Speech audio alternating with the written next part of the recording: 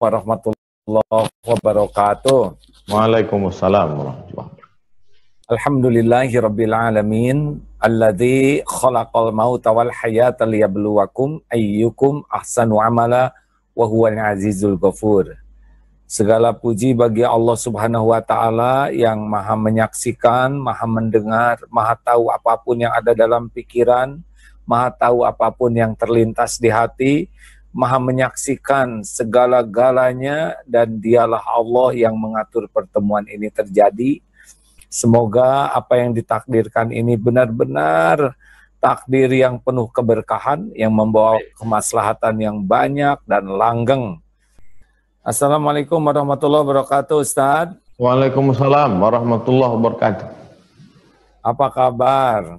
Alhamdulillah sehat. Apa kabar, Ra? Sehat? Alhamdulillah, senang lihat Ustaz nih, segar terus. Alhamdulillah, amin. Nambah atau berkurang kiloannya nih Ramadan ini? Kelihatannya nambah. Wah, baguslah, supaya lebih isi. Alhamdulillah, Ustaz. Ya. Ustaz tuh emang dari kecil cita-cita jadi Ustaz kah? Aslinya cita-citanya apa dulu waktu masih kecil?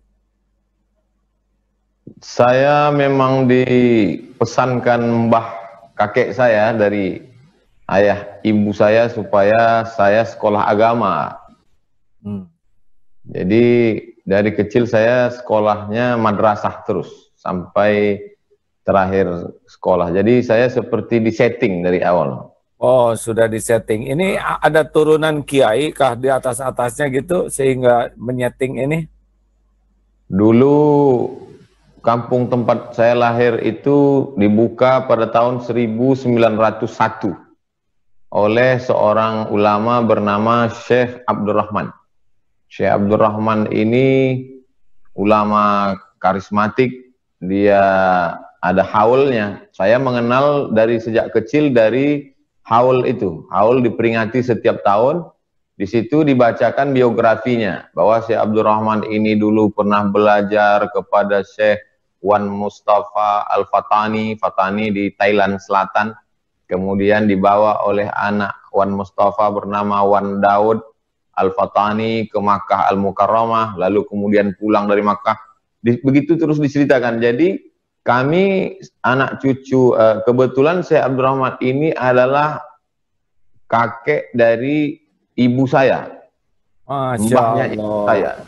Jadi mereka selalu bercerita itu, bercerita kami mungkin tidak ingin seperti dia ulama besar, tapi paling tidak semangat belajarnya. Sehingga dari kecil kami ingin belajar seperti beliau, bisa ke Thailand. Waktu itu Thailand masih sebagai pusat pendidikan agama Islam. Karena banyaknya ulama Patani. Dan kami di Sumatera lebih dekat ke Thailand daripada ke Jawa. Lebih dekat ke Melayu, Semenanjung Melayu. Jadi mungkin itu yang mempengaruhi pikiran dari kecil. Wallahualam. Oh, Masya Allah ya. Kalau saya anak tentara, Ustaz. Jadi kepikiran jadi tentara terus ya. Latihan baris berbaris. Ya, makanya Ustadz jangan heran kalau lihat saya seperti ini ya, jauh beda dengan Ustadz yang asli ini ulamanya ya. Terus kalau waktu kecil gimana Ustadz? Emang udah soleh dari kecil gitu atau gimana? Atau ada juga anak-anak seperti anak-anak lainnya, hobi dan sebagainya? Orang tua saya mungkin mereka berbagi tugas, ayah sibuk mencari nafkah. Kemudian pendidikan saya lebih banyak dibentuk oleh ibu, emak, saya panggil emak. Pertama saya dibawa mendaftar sekolah ke SD, tapi kemudian saya masih ingat kepala sekolah nyuruh saya memegang telinga, dia suruh pegang. Ya, karena belum sampai, nggak boleh masuk SD katanya. Nanti kalau dipaksakan, nanti jadi bodoh, otaknya nggak mampu. Tapi karena saya ngotot mau sekolah juga, akhirnya saya didaftarkan ke madrasah. Maka saya tidak sekolah SD, sekolah di madrasah. Kemudian kami menyebutnya di kampung sekolah Arab. Karena pakai tulis huruf Arab Melayu. Lalu kemudian disitulah saya terus belajar.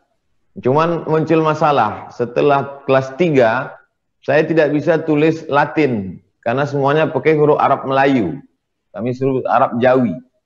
Lalu kemudian di situ saya pindah ke SD, tapi SD-nya juga yang semi madrasah. Namanya SD Al-Wasliyah. Al-Wasliyah adalah sebuah ormas di Sumatera, seperti ritual amaliyahnya seperti NU, Nahdlatul Ulama.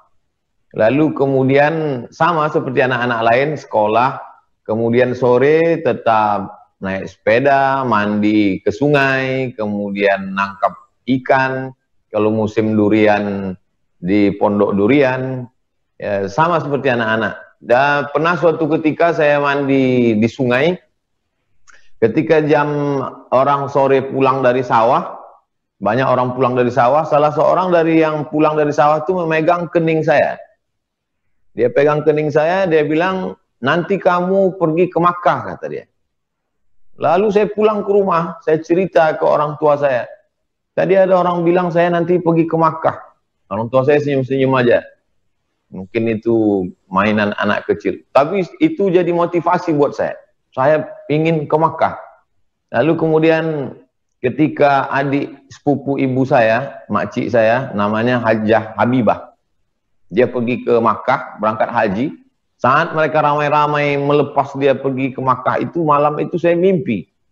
Saya mimpi seolah-olah saya sampai di Makkah, tapi saya tidak bisa bicara dengan orang di Makkah. Saya nggak bisa ngomong. Paginya saya berpikir, gimana nanti kalau saya sampai ke Makkah, saya nggak bisa bicara. Jadi dari kecil ada obsesi untuk sampai ke Makkah.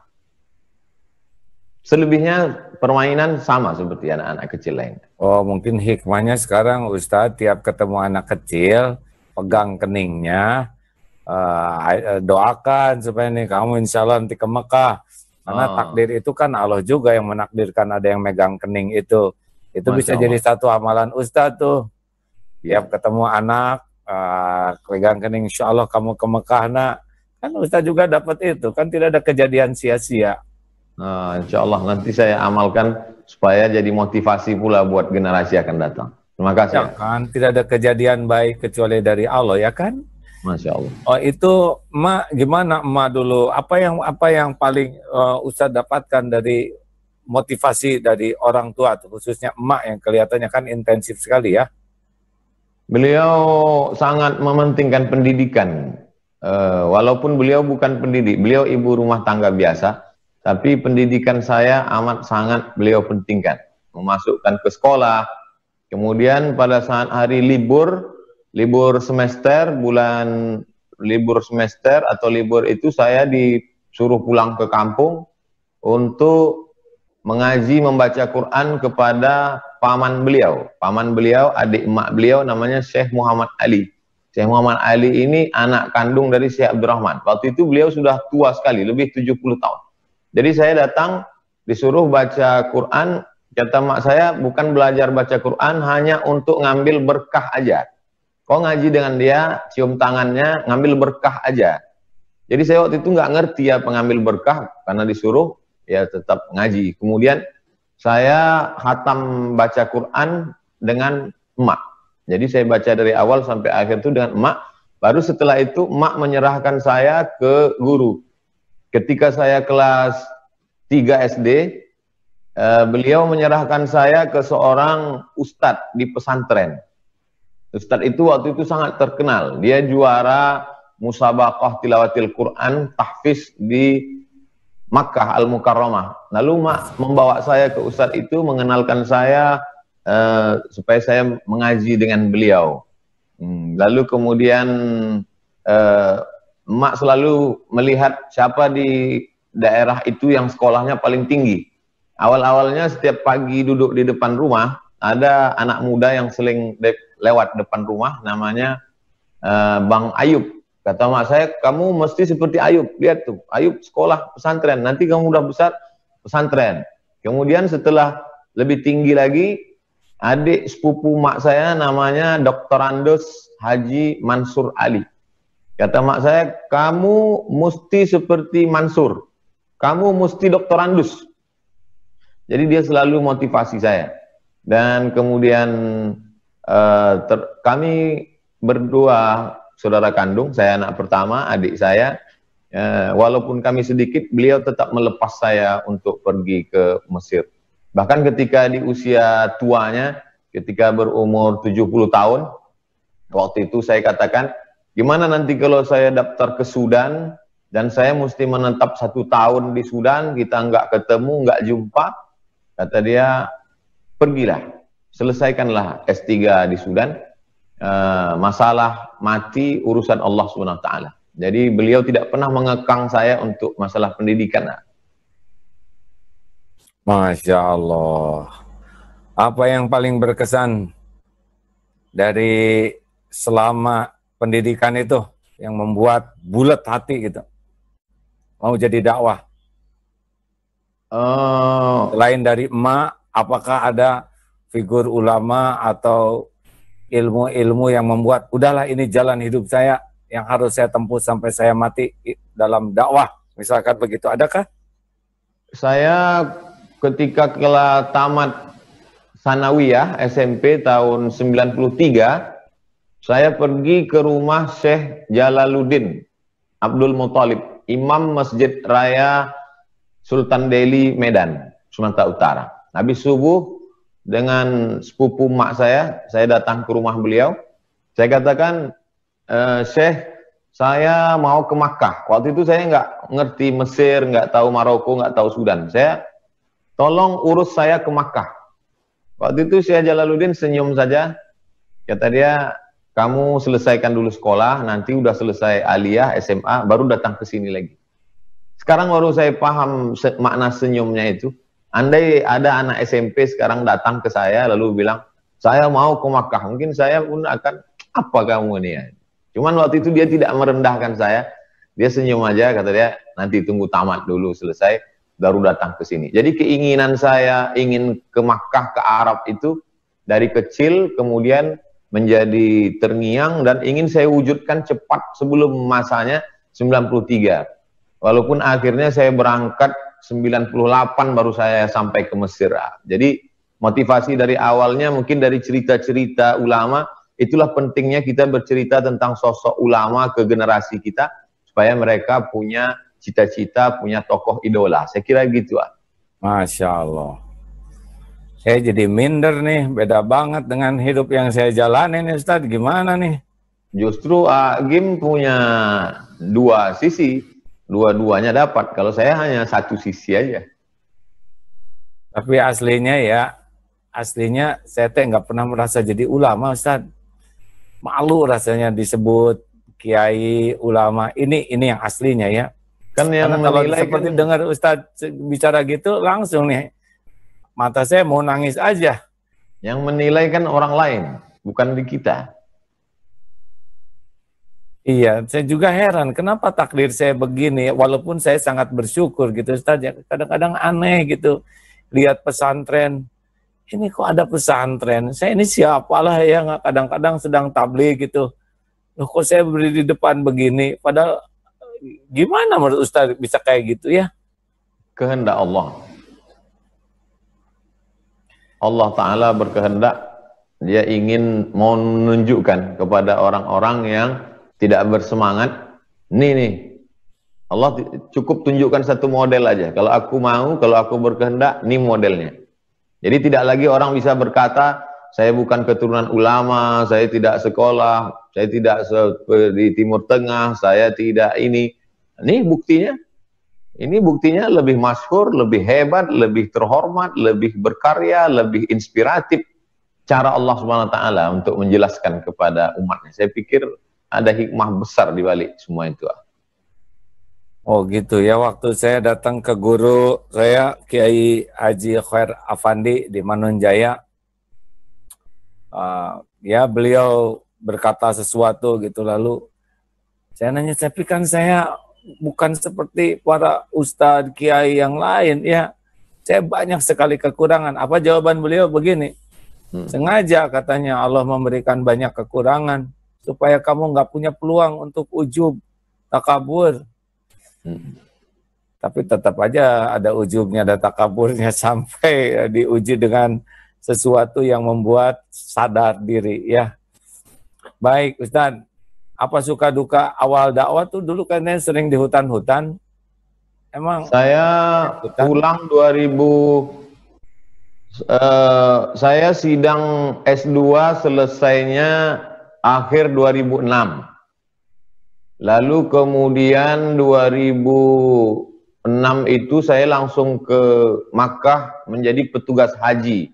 Waktu itu Kementerian Agama mempekerjakan mahasiswa sebanyak 400 orang. Kami dari Maroko 15 orang tenaga musiman. 3 bulan. Bulan Maret 2017 saya pulang. Saya buat surat lamaran 17 nih, surat lamaran cari kerja. Ke Brunei Darussalam, ke Malaysia. Nggak ada satupun yang nyantol. Lalu kemudian saya menetap di Jakarta, menterjemah buku. Jadi sekarang banyak buku-buku itu dicetak ulang, ditulis diterjemahkan oleh Abdul Somad LCMA. Kemarin di Islamic Book Fair. Lalu orang nanya saya, kapan nanti nerjemah ini? Apa masih sempat nerjemah padahal ceramah? Padahal itu 10 tahun yang lalu. Nah, jadi buku itu dulu saya jual habis, ada lebih kurang 40 buku terjemah. Masya Allah. Lalu kemudian saya ikut tes dosen di UIN. Saya lulus seleksi berkas, saya lulus tes potensi akademik, saya lulus tes tertulis. Tinggal 2 audisi, saya gagal. Lalu kemudian almarhumah mak menyuruh saya pulang. Ya udah pulang aja ke Riau. Saya pulang bulan suci Ramadan tahun 2008. Ini Ramadan saya yang ke-12 di Pekanbaru. Pulang 2008, Ramadan 2008 saya tidak ada tausiah. Karena di Pekanbaru ini jadwal tausiah di masjid itu sudah disusun oleh lembaga dakwah. Namanya Majelis Dakwah, MDI. Kemudian IKMI. Jadi habis semua. Lalu kemudian itulah terus berjalan 2008, 2009 sampailah hari ini ya, dengan suka dukanya. Gimana ceritanya kok jadi ngetop begini sekarang Ustadz? Kata Pak JK, dia kenal saya karena saya diusir dari Hong Kong. Jadi bully-bully itu membawa berkah lah ya. Bad news, good news. Artinya itu berita buruk itu ternyata membawa juga keberkahan di sisi lain gitu. Terus apa yang berubah, apa yang berbeda sekarang ini kan kemarin ngetop sekali sana sini, waduh undangan sampai susah sekali dikawalnya juga pakai bodyguard dan karena serangan mama garis keras. Apa yang terpikir oleh Ustadz ujian seperti itu? Saya melihat seperti begitu cara Allah mempermainkan dalam tanda kutip ya. Bagaimana Allah perasaan kita ketika kita amat sangat sulit, lalu kemudian begitu mudahnya Allah. Artinya Allah ingin berkata, kalau aku berkehendak mudah loh. Mungkin itu yang saya pahami ya. Kalau aku berkehendak mudah, ini bukan, kamu gak ada apa-apanya gitu. Mungkin saya pahami begitu. Benar. Yang paling bahaya dari ujian popularitas sebetulnya yang lebih enak tuh nggak populer, Ustadz. Biasa-biasa aja. Sekarang mah saya merasakan tuh susah jadi orang biasa-biasa tuh, ya kan? Tapi karena udah sadar memang Allah yang menetapkan, yang paling bahaya itu adalah menikmati. Sok Ustadz mau nanya apa sekarang giliran? Gimana pendidikan dasar AA? Malu jangan nanya itu. Saya mau orang biasa-biasa banget. Karena ada sebagian orang, dia merasa dia tidak bisa membedakan antara dakwah dengan fatwa. Sehingga ketika dia mengatakan, ini dakwah ini tugasnya kiai, dakwah ini tugasnya ulama, sehingga dia tidak berdakwah, tidak mengajak orang. Padahal kalau kita lihat dakwah itu kan kewajiban semua orang. Nahnu du'at qabla kulli syai', kata Syekh Umar Tilmisani. Kita ini apapun kita adalah dakwah, ngajak orang. Jadi kehadiran Agim Allah ingin menunjukkan kamu wajib berdakwah. Kalau kamu berdakwah, aku angkat derajatmu melebihi siapapun. Sehingga dulu ketika saya nonton TV, pernah tuh saya tes, semua channel itu Agim. Saya lihat Agim. Nah, sekarang Abdul Somad lah. Pernah tuh saya tes kan. Baik, saya jawab apa? Apa yang harus saya jawab? Saya sekolah biasa-biasa aja, Ustadz. Di sekolah negeri, SD, SMP, SMA. Kuliah juga kan elektro, nggak nyambung ini ya. Hanya senang sekali berorganisasi. Dari kecil jadi pedagang. Dari TK dulu, TK ikut dengan nenek. Karena ayah saya seorang prajurit, seorang tentara, pindah-pindah.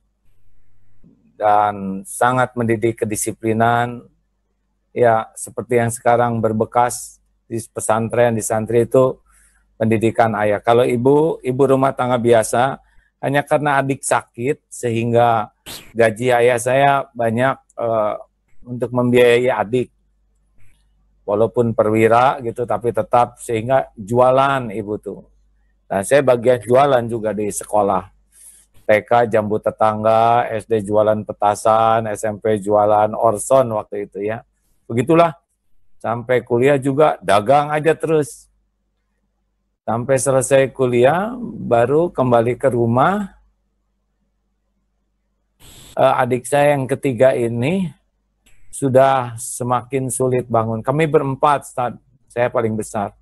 Nah, ada adik Abdurrahman Yurid yang sekarang juga pembina pesantren. Nah, yang ketiga ini menurut saya itu lebih baik dibanding kakak-kakaknya dan adiknya karena baik gitu. Lalu lumpuh, makin lama makin lumpuh. Jadi asalnya normal, terus terserang apa, zaman waktu itu kan teknologi belum seperti sekarang, lalu dilumba, lalu bertahap lumpuhnya tuh, mulai dari mata juling, telinga nggak mendengar. Nah, selesai kuliah, saya pulang ke rumah sekamar dengan adik ini. Saya lihat adik ini, walaupun susah bangun, tahajud tiap malam. Kemudian walaupun sudah lumpuh, tidak bisa berjalan, digendong ke masjid. Tetap sholat berjamaah di masjid, walaupun digendong. Dan di masjid pun berbaring seperti mayat saja gitu, dibaringkan begini. Karena nafas susah gitu, jadi malam itu harus didorong, begitu dimiringkan kiri kanan. Tapi saya lihat adik saya ini jarang mengeluh. Saya giliran dengan adik untuk ngejaga adik ini ya. Kalau pergi digendong. Lalu adik ini kalau ada yang ngasih uang, dia tidak bisa megang uang, lalu dia minta tolong kasihkan A ke ini, ke itu. Jadi uangnya tidak dipegang, tapi dia sedekahkan. Saya tuh mikir, ya alhamdulillah waktu di kampus tuh jadi ketua senat, jadi komandan menwa, gitulah dengan berbagai aksesoris prestasi centil anak muda waktu itu saya lah gitu. Juara pidato, juara gitu. Tapi ketika ketemu adik ini, saya rasa lain sekali gitu. Apa yang saya raih itu cuman casing, topeng, tapi kalau lihat adik ini tenang gitu, tahajud malam-malam walaupun kadang-kadang hanya dengan tayamum karena sulit gitu, tapi sambil berbaring. Lalu saya lihat adik saya kalau lihat akuarium, maaf, dia menangis. Saya heran kenapa menangis lihat akuarium. Lihat katanya, Allah menciptakan warna ini indah sekali. Jadi dia melihat dunia tapi hatinya ingat ke Allah. Di sanalah sebetulnya saya mendapat hidayah tuh lewat adik yang lumpuh dan sebelum meninggalnya di pangkuan gitu. Pernah memberi nasihat, katanya. Ini sebelumnya saya pernah nanya, Dek, kenapa jarang mengeluh? Kata adik saya begini, untuk apa mengeluh, katanya. Semuanya juga kan sudah diatur Allah yang maha baik. Mengeluh tidak menyelesaikan masalah. Sudah, ini pasti kebaikan kalau orang lain banyak amal dengan banyak berbuat. Mudah-mudahan saya punya amal dengan banyak bersabar. Jadi kalau bicara tuh sepertinya ada tenaganya terus. Sampai terakhir itu katanya walaupun punya prestasi sehebat apapun, nggak akan bahagia sebelum dekat dengan Allah. Dan mau dipuji orang dengan apapun dunia yang didapat, tidak akan mulia sebelum meniru Rasulullah. Ya, tidak lama kemudian meninggallah dan berubahlah. Memang saya dulu awam aja gitu, sholat tapi tidak seperti semangat para mahasiswa sekarang. Akhirnya ya belajarlah dari sana. Ya hidayahnya lewat adik yang badannya lumpuh, lebih muda, dan dari sanalah saya percaya bahwa kenapa sekarang di Darul Tauhid diusahakan 10% yang memiliki handicap, ya, keterbatasan. Karena banyak ilmu dan hikmah yang saya dapatkan bergaul dengan teman-teman yang penyandang disabilitas itu. Gitu Ustaz, jadi dahulunya juga terbuka hatinya tuh oleh seorang yang lebih muda dan juga secara fisik sangat terbatas gitu, dan meninggal di usia muda. Gitulah Ustaz. Allahumma firlahu warhamhu wa'afihi Amin ya rabbal alamin. Dalam perjalanan itu apa hal-hal spiritual yang pernah rasakan, pengalaman? Ya, saya tidak tahu ini nyata atau tidak, tapi rasanya pernah mimpi jumpa dengan Rasulullah SAW, Ustaz. Saya malu kalau menceritakan ini, karena awam sekali waktu itu. Saya juga heran kenapa saya mimpi dan tidak tahu, ya. Tapi dari sanalah kemudian jadi senang ke masjid. Ada yang aneh waktu itu, karena dari awam jadi senang ke masjid, jadi disangka stres. Apalagi waktu itu saya suka sekali mendengar lafaz Allah. Sehingga kalau dengar azan, suka menangis. Sepertinya indah gitu nama Allah tuh. Rasanya ada cinta, tapi saya tidak mengerti. Nah, jadi di masjid sering itikaf dan tidak mengerti itu itikaf. Itu usia berapa ya? 24-an lah, 23. Tapi orang-orang nganggapnya stres katanya tuh. Si Gim depresi katanya. Karena kalau dengar nama Allah suka nangis. Saya juga tidak mengerti kenapa saya suka sekali gitu mendengar asma Allah. Nah, dari sanalah belajar, cari guru ke sana sini, lalu ke Manonjaya, ke Garut dulu, dari Garut ke Manonjaya. Ya, mencari ilmu, dan ya dibalik segala keterbatasan suka sekali. Makanya dinamai Darul Tauhid itu awalnya adalah ingin sekali menjadi orang yang bisa mencintai Allah sepenuh hati. Tapi ya itu ketika mulai bangun pesantren, lalu Allah menguji lah dengan dimudahkan dunia, populer, dan ya seperti itu rupanya belum kuat fondasinya. Sampai ada takdir Allah memberi jalan dengan cara yang halal, tapi itu membuat segera tersadar dan kembali ke ketauhidan. Kurang lebih begitu. Sekarang saya nanya bagian saya. Apa yang terpikir oleh Ustadz dengar obrolan itu? Saya ingin orang punya informasi yang utuh tentang perjalanan hidup Agim, sehingga bisa dia jadikan sebagai rel, acuan, bahwa dia tidak mesti berasal dari pendidikan agama, tapi juga dia bisa menyuarakan agama. Karena banyak orang melimpahkan tugas ini, itu bukan kerjaan saya. Padahal dalam Islam tidak ada yang namanya holy man. Kewajiban berdakwah adalah kewajiban siapapun. Kemudian bagaimana bahwa yang lebih menguatkan power itu adalah spiritual dari dalam. Bukan casing, ijazah, apa segala macam. Itu hanya pernik dari luar saja. Tapi ada kekuatan yang luar biasa. Itu yang mesti ditumbuhkan ke generasi ini. Lebih banyak tersebar ke anak-anak muda. Saya pikir sampai hari ini Agim masih jadi inspirasi anak muda, insya Allah. Amin, ya. Aki-aki sekarang Ustadz. Ya, saya tidak bisa pungkiri, ayah saya seorang pemuda desa dari Cimaragas di Banjarsari, kemudian ngekos di Bandung sambil kuliah, kemudian nikah sama anak ibu kosnya itu, jadi ibu saya ya.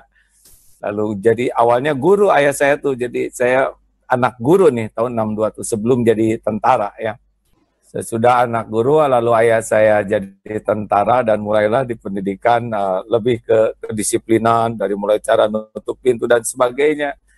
Dan alhamdulillah ya, kalau kita sekarang dianggap sukses oleh sebagian orang, maka yang sesungguhnya sukses adalah orang tua dan guru-guru kita.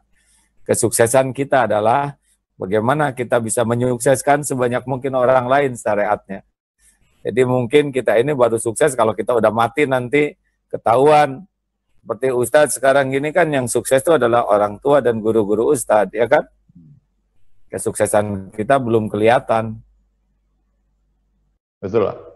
Ya udah gitu sok sekarang, Ustadz. Apa obsesi yang belum tercapai ya, Agim? Sama itu. Ustadz, saya mau nanya. Ustadz masih muda, lahir tahun 77 ya? 77. 62. Jadi kita beda berapa tahun tuh? Saya Seperti sudah SM. Seperti umur 26. Jangan nyindir Ustadz.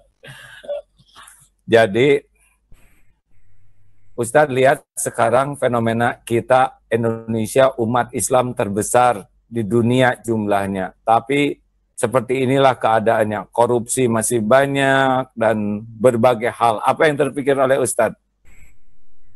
Kiai banyak, ulama banyak, kampus-kampus Islam banyak, pesantren banyak, pendakwah banyak. Tapi keadaan masih seperti ini. Apa yang terpikir oleh Ustadz?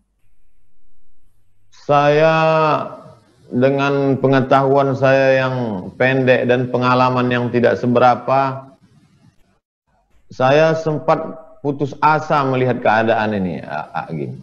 Karena ibarat melihat orang sakit, ini sakitnya kronis.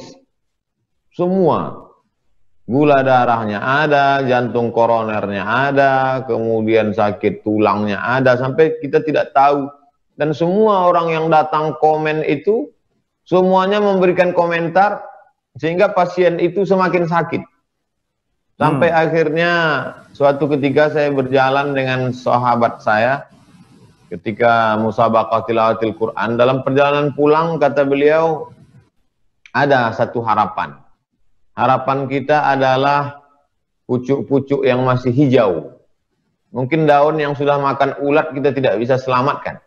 Tapi pucuk-pucuk yang hijau ini kalau kita jaga, dia akan menjadi ranting dan batang yang kokoh di masa akan datang. Mungkin itu yang salah satu penyelamat saya kira. Gitu ya.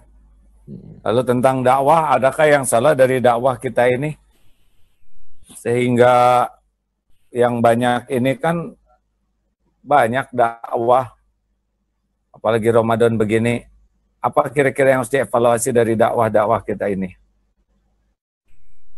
Mungkin dakwah kita baru menyentuh pada level orang menikmati pengajian. Dia hanya baru merasakan nikmat ketika ngaji, nikmat gitu. Setelah itu ya udah habis. Dan sudah merasa sudah berbuat baik. Jadi saya kira kekeliruan kita, saya pribadi, kalau tidak. Makanya saya mengajak sahabat-sahabat, kawan-kawan lebih kepada actionnya, seperti penggalangan dana untuk support fakir miskin. Kita stoplah sudah pada seremonial ini, lebih pada yang lebih mendalam. Tapi tetap kita bagi, ibarat saya mengumpamakannya seperti kita di airport jalan, ada beberapa rumah makan yang kita lewati. Ada yang bagian depan itu ngajak orang baru masuk ke dalam. Ayo silakan masuk, masuk, masuk. Tapi ada yang sudah masuk ke dalam, sudah pesan makanannya, ada yang sotonya, ada yang supnya, ada yang mie Acehnya, ada yang nasi gorengnya. Nah, jadi sekarang yang heboh ini kalau saya lihat baru yang di depan itu aja. Ayo, ayo, ayo, tapi belum lagi masuk ke dalam. Jadi mudah-mudahan ke depan umat menjadi lebih baik insya Allah. Pakat Ustaz, jadi memang sekarang harus sangat intensif ke bibit-bibit muda ini. Adik-adik kita yang belum begitu banyak terkontaminasi, supaya mereka bisa mendapatkan nilai-nilai yang lebih pas dan dipegang teguh, sehingga kalau suatu saat mereka jadi kiai, jadi presiden, jadi menteri, jadi apapun jabatannya, mungkin pada saat itulah perubahan cepat di negeri ini akan lebih baik. Bagaimana menurut Ustaz begitu? Menanamkannya bagaimana? Cara menanamkannya ke dalam diri sehingga muncul sejuta AA Gim. Dan 10 juta Abdul Somad sebentar. Maaf. Tahan. Sebentar. Saya harus ganti ini dikit.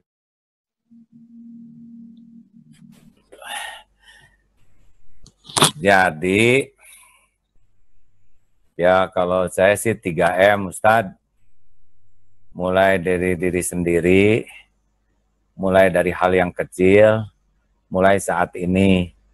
Sekarang semakin menyadari bahwa seorang guru itu baru dia punya kemampuan menggugah dan mengubah dengan izin Allah kalau guru itu memang bisa menggugah dan mengubah dirinya sendiri dulu.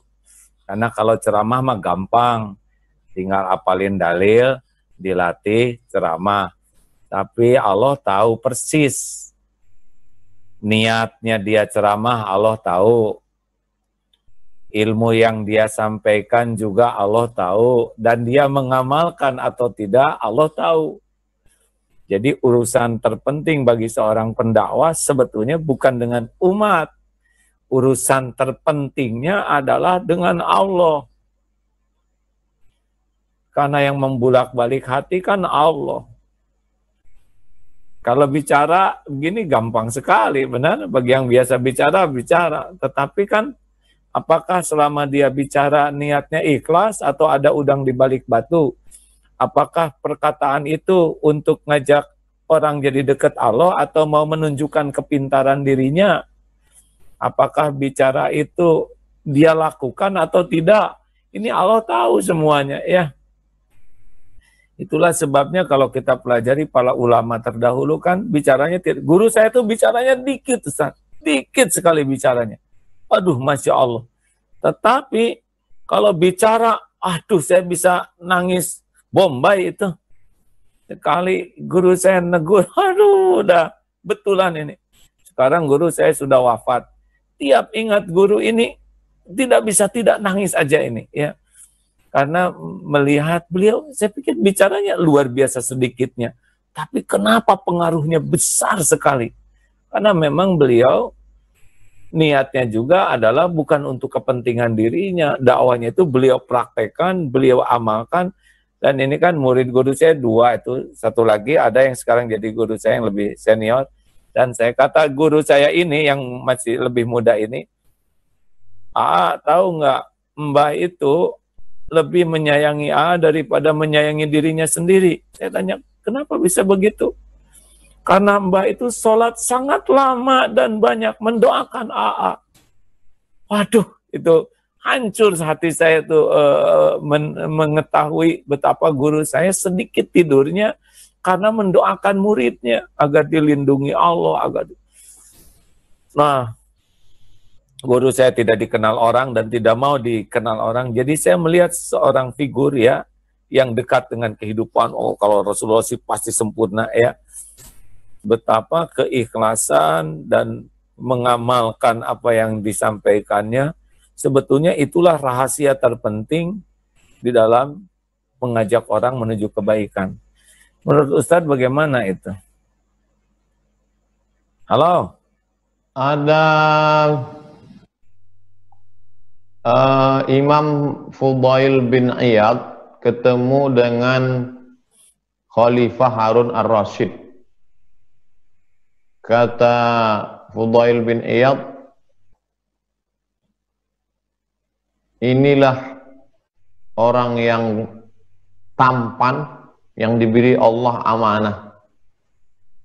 Begitu Fudail bin Iyad berkata, inilah orang tampan yang diberi Allah amanah, Harun ar-Rasyid menangis sejadi-jadinya. Padahal kalimat itu kalimat yang biasa saja. Inilah orang yang tampan yang diberi Allah amanah. Kalimat yang biasa saja. Tapi kenapa Harun ar-Rasyid menangis sejadi-jadinya? Komentar Syekh Said Ramadan Al-Buti, bukan pada kalimatnya itu, tapi pada orang yang mengucapkannya itu, yang luar biasa kedekatannya dengan Allah, sehingga ketika keluar dari mulutnya, kalimat itu menyentuh hati Harun ar-Rasyid. Saya kalau mendengar cerita ini, ditambah lagi cerita Agim, nanti saya jadi berhenti streaming ini. Nggak apa-apa Ustaz, kan ada coupling masing-masing. Ya, itu cerita guru. Ya sudah, sekarang kita cerita mau Idul Fitri nih. Gimana nih, banyak yang bingung Idul Fitri sekarang begini, itikaf di rumah gimana nih Ustaz?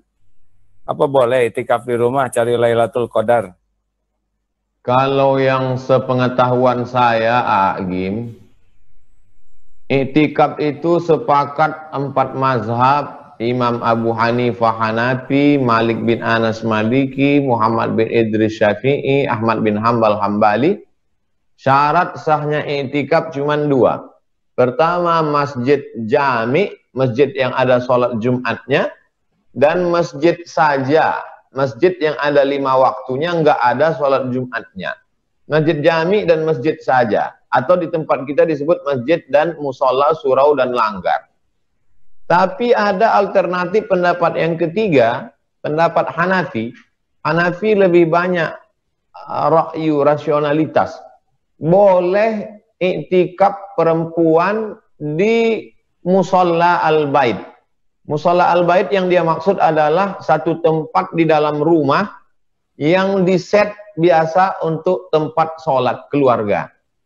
Jadi dalam masa pandemi COVID-19 ini, kita tidak bisa ke masjid dan tidak bisa ke masjid jami, tidak bisa ke masjid dan masjid jami, maka alternatif ketiga, pendapat terendah di antara ulama, kita setlah di rumah kita persiapan untuk 10 terakhir Ramadan, disitulah kita mulai i'tikaf. Adapun i'tikaf yang terberat, mazhab Maliki mesti 24 jam stay, saya kira bisa dilaksanakan orang sekarang karena orang lockdown dan dia di dalam rumahnya. Atau paling tidak i'tikaf 3. I'tikaf subuh dengan sholat subuh berjamaah, duduk berzikir mengingat Allah sampai terbit matahari. Kemudian i'tikaf malam, sholat tarawih, setelah itu witir, setelah itu tadarus. I'tikaf tengah malam, bangun, sholat sunat wudhu, sholat sunat taubat, sholat sunat hajat, sholat sunat tahajud, membaca Quran, berzikir, menjelang bersahur. Jadi saya pikir, ma la yudraku kulluh, la yutraku kulluh. Kalau tidak bisa dilaksanakan semuanya, maka tidak ditinggalkan semuanya. Kalau tidak dapat yang afdal, tidak meninggalkan yang mafdul. Wallahu a'lam. Masya Allah. Ini supaya malamnya kuat kan, kita kan buat yang awam-awam nggak tidur tuh besoknya bisa masuk angin, Ustaz. Bisa dikerok.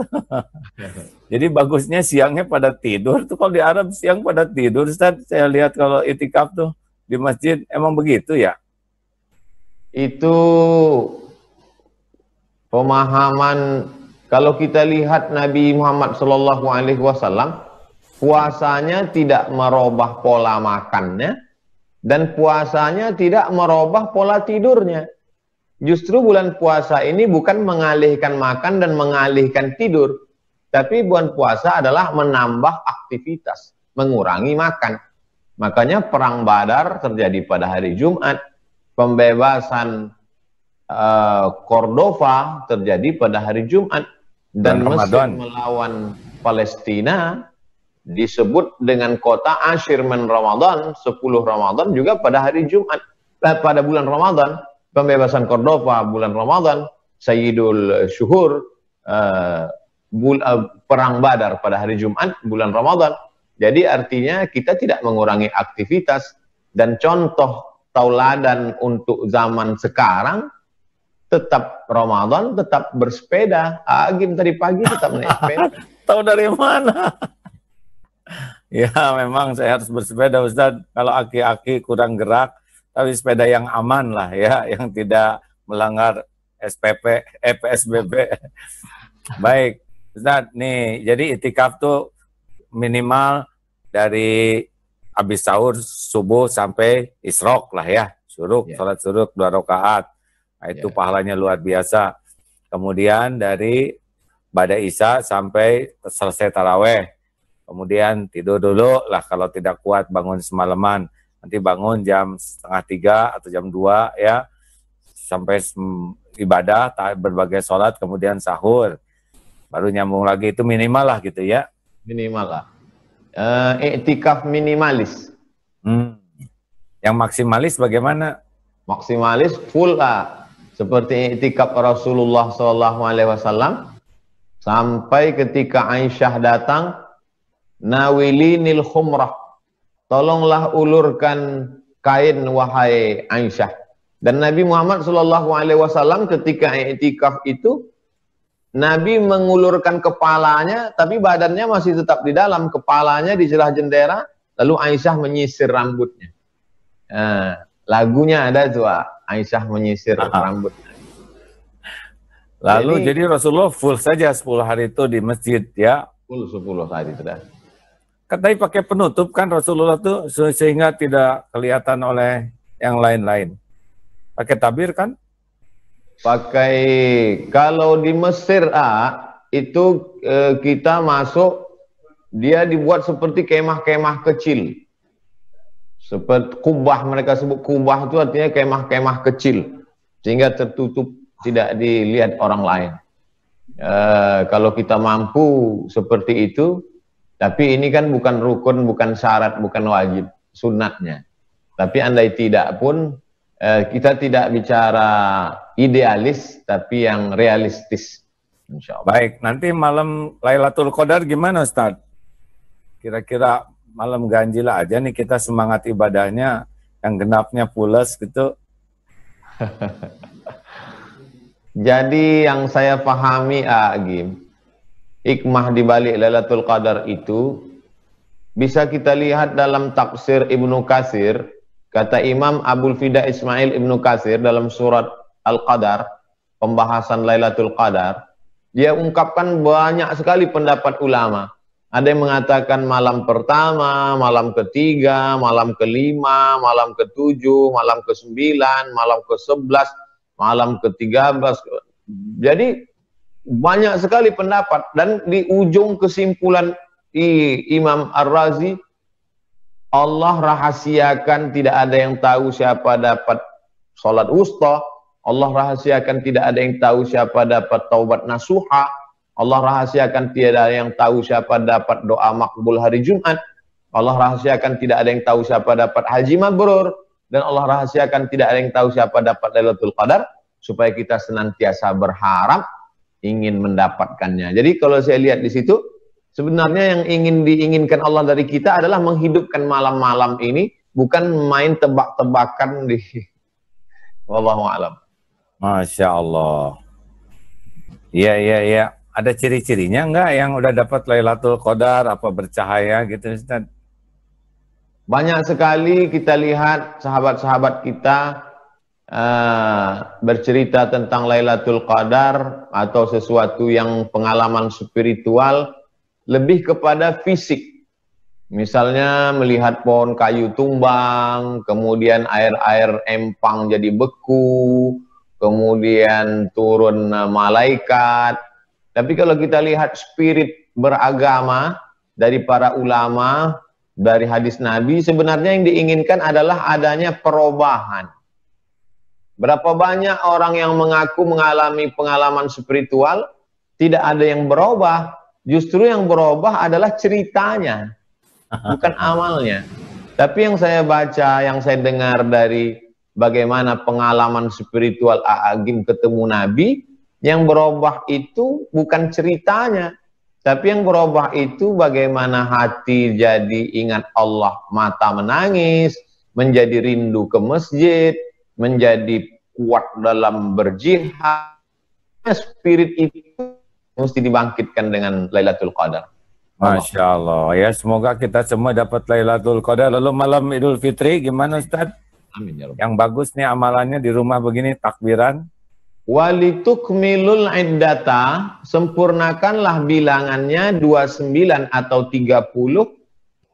Sumu li ru'yati, berpuasalah kamu ketika melihat hilal. Waftiru li ru'yati, berhari rayalah ketika melihat hilal. Kalau tanggal 29 nampak hilal, berarti puasanya 29. Fa in ghubbiya alaikum, kalau tertutup awan di tanggal 29 nggak kelihatan, fa atimmu, sempurnakan puasamu 30. Andai 30, maka pada tanggal 23 Mei, Sabtu sore 30, berarti malam Ahadnya kita walitukabbirullah. Setelah kamu sempurnakan bilangannya, walitukabbirullah, bertakbirlah. Hanya saja karena kita sudah rutinitas setiap tahun, yang kita pahami malam takbir itu adalah konvoi naik motor keliling kota. Sehingga karena sekarang kasus corona, sehingga kita tidak konvoi lagi, berarti tidak takbir lagi. Padahal dalam ayat itu walitukabbirullah, bertakbirlah, tidak mesti konvoi. Kita takbir di rumah kita masing-masing, dengan keluarga, dengan sahabat kalau ada, maka bertakbirlah dengan mengagungkan Allah SWT. Yang selama ini merasa sedih mengenang orang tua, itu sebetulnya kecil. Ada yang lebih besar, Allah. Yang selama ini sudah membesarkan dirinya, sudah merasa penghuni surga, sebetulnya engkau juga kecil. Yang besar itu adalah Allah. Yang selama ini mengatakan wabah ini begitu menakutkan, maka walitukabbirullah, besarkanlah Allah. Kalau kau besarkan Allah, maka yang selain Allah menjadi kecil. Itu saya kutip dari A'agim. Jadi bagusnya malah udah jangan nyebut-nyebut saya aja Ustaz. Jadi takbiran tuh yang dicontohkan Rasulullah tuh bagaimana tuh malam takbiran tuh Ustaz? Kita bertakbir dalam setiap posisi, kondisi, tanpa melihat waktu. Terus dari mulai maghrib ya, dari mulai habis sholat maghrib Ustaz. Dari mulai dua pendapat. Pendapat yang pertama, begitu masuk malam. Karena hitungan 1 Syawalnya itu adalah ketika tenggelam matahari sore Sabtu 30 Ramadan, terbit masuk malam, dihitung malamnya duluan. Disitulah kita mulai bertakbir, mengganggukan Allah. Biasanya kita dari setelah selesai sholat, sampailah pagi, kemudian ketika khotib naik ke atas mimbar, selesailah masa bertakbir, mengagungkan. Jadi selesainya Allah pada waktu khatib naik mimbar ya. Nah masalahnya sekarang ini kan kayaknya Idul Fitrinya di rumah masing-masing. Gimana tuh Ustaz? Bagusnya kalau yang nggak pulang, yang nggak mudik, yang di kos-kosan di Bandung, di Jakarta, tinggal sendirian, sholat id saja sendirian, nggak pakai khutbah. Yang dengan keluarga, maka laksanakan sholat id berjamaah. 1 imam, minimal makmumnya 3. Jadi sholat id, setelah sholat id, lalu kemudian naik khotib, berdiri khotib, takbir 9, Allahu Akbar, Allahu Akbar, Allahu Akbar, Allahu Akbar, Allahu Akbar, Allahu Akbar, Allahu Akbar, Allahu Akbar, Allahu Akbar kabira, walhamdulillahi katsira, sampai habis. Kemudian rukun-rukunnya saja, Alhamdulillah. Kemudian selawat, Allahumma salli ala Sayyidina Muhammad wa ala ali Sayyidina Muhammad. Kemudian ayat, ya ayyuhalladzina amanu taqullah. Kalau nggak hafal, qul huwallahu ahad, Allahus samad. Setelah itu wasiat takwa, takutlah kamu kepada Allah. Setelah itu duduk antara 2 khutbah, tegak lagi, takbir 7, Allahu Akbar, Allahu Akbar, Allahu Akbar, Allahu Akbar, Allahu Akbar, Allahu Akbar, Allahu Akbar kabira, walhamdulillahi katsira, wa subhanallah bukratan wa asila. Habis itu rukun khutbah lagi, alhamdulillah, Salawat. Allahumma salli ala Sayyidina Muhammad wa ala ali Sayyidina Muhammad. Habis itu baca ayat. Qul huwallahu ahad, Allahus samad. Habis itu kemudian wasiat takwa. Takutlah kamu kepada Allah. Habis itu doa. Allahumma firil muslimina wal muslimat. Selesai. Makan ketupat opor ayam. Nah, dah. Kalau berdua gimana? Sholat masing-masing. Sholat masing-masing, Kalau berdua ya, bertiga sholat masing-masing. Yang belum ada makmum, sholat sendiri-sendiri aja. Kalau berdua kan, sholat berdua tidak bisa ya, sholat Idul Fitri berdua gitu, Ustaz. Karena pendapat yang paling minim, yang seminim-minimnya itu lebih dari jamaah. Ya, jamaah itu. Lebih dari jamaah. Inna sholatal idi tan'aqidu, sholat Idul Fitri sah di arba'atin, 4 orang, imamin 1 imam, wa salasatin mu'tamin 3 makmum, li'annahu adadun yazidu ala aqallil jam'i, karena itulah jumlah paling minim dalam jamak. Inilah pendapat yang paling minim. Kalau berdua kita minimkan lagi, saya nggak berani. Kita mah ikut yang lebih pintar aja, Ustaz. Enggak. Lah, sesudah itu gimana tentang salam-salaman, minta maaf, minta maaf. Emang di zaman Nabi ada seperti apa sih lebarannya, Ustaz? Tentang masalah minta maaf, tidak mesti menunggu Idul Fitri. Jadi mohon maaf lahir dan batin itu adalah tradisi kita. Saya tidak melihat orang Mesir, orang Maroko, orang... saya di Sudan nggak ada Idul Fitri, Maroko nggak ada mereka minta maaf pada Idul Fitri. Jadi ya kita tetap minta maaf ya langsung setelah kekhilapan, kesalahan langsung minta maaf. Tapi tradisi itu baik, bukan berarti salah, bid'ah, wa kullu bid'atin dhalalah, wa kullu dhalalatin finnar, bukan. Jadi artinya kalau sekarang kita tidak bisa ketemu, ya kita hanya sekedar meninggalkan tradisi, bukan meninggalkan syariat Islam. Wallahu a'lam. Masya Allah, doa. Jadi gimana bagusnya kalau udah lebaran tuh, yang dianjurkan dalam Islam, doa-doanya, ucapan-ucapannya dalam lebaran itu? Taqabbalallahu minna wa minkum salihal a'mal. Semoga Allah menerima amal soleh kamu dan amal soleh saya. Amal soleh tarawih, puasa, zikir, i'tikaf, sholat. Nah itu semua di Ramadan kemarin. Adapun ucapan sebagian orang minal aidin diambil dari kata Idul Fitri. Ada ya'udu audan. Kembali ke fitrah. Kembali ke fitrah, yang dimaksud fitrah, fitratul Islam. Kata Abu Hurairah, suci. Bagi semoga kita kembali ke fitrah minal aidin. Kemudian wal faizin, semoga kita menang. Diambil dari ayat innalil muttaqina mafaza. Sesungguhnya orang yang takwa itu mafaza. Mafaza menang. Orang yang menang faizin. Minal aidin wal faizin. Jadi ungkapan minal aidin wal faizin ini jangan dibid'ahkan. Nabi nggak ada buat. Itu diambil dari hadis dan dari ayat Al-Quran. Baik, doa. Kalau saya gabungkan saja. Minal aidin wal faizin. Taqabbalallahu minna wa minkum salihal a'mal. Mohon maaf zahir dan batin. Jadi kalau ada orang yang tidak mengatakan itu, kita tidak usah kotor hati. Ya. Kalaupun ada yang mengatakan itu, kita tidak usah kotor hati, gitulah ya. Jangan intinya sampai jagalah hati, jangan kau nodai. Masya Allah. Ya begitulah. Jadi kita semua mudah-mudahan memanfaatkan sisa waktu ini sebaik-baiknya ya, tidak terlalu mempermasalahkan kita di masjid atau tidak sesudah ada fatwa ulama dari ulama ya, begitu Ustaz ya. Amin. Alhamdulillah Ustaz, luar biasa hari ini banyak sekali ilmu hikmah yang Ustaz sampaikan. Jazakallah khair. Mungkin ada pesan-pesan terakhir sebelum kita berpisah ini di saat-saat akhir Ramadan ini. Apa yang memotivasi A'agim tidak berhenti beraktivitas? Setiap hari, Zoom-nya setiap hari. Lintas tokoh, lintas agama, lintas disiplin, lintas ilmu. Dengan politikus, dengan macam-macam orang. Apa motivasinya? Mau terkenal, Agim kan udah capek terkenal. Ustadz, saya sudah tua. Kalau Nabi kan 63 tahun usianya.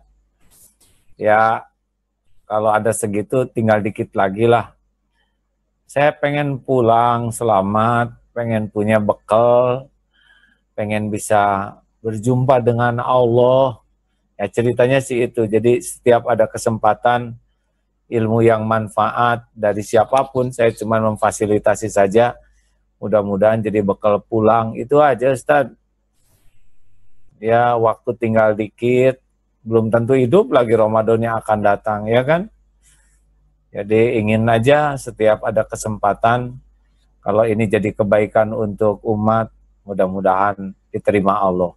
Itu aja sih. Pengen punya bekal lebih banyak. Silakan kata-kata terakhir perpisahan Ustadz. Agim tidak pernah menyuruh saya untuk semangat. Agim tidak pernah menasehati saya, tapi saya mengambil semangat dan nasihat dari perjalanan hidupnya. Dan dari situ saya belajar, kita tidak perlu banyak menasehati orang, tapi cukup orang ambil nasihat dari perjalanan hidup kita. Saya kira itu penutup dari saya. Masya Allah. Terima kasih Ustadz. Doakan saya supaya diampuni Allah dan istiqomah. Dan semoga Ustadz juga diberi umur panjang, diberikan nikmatnya yakin ke Allah, nikmatnya cinta dan rindu kepada Allah, serta nikmatnya hidup berjuang bermanfaat bagi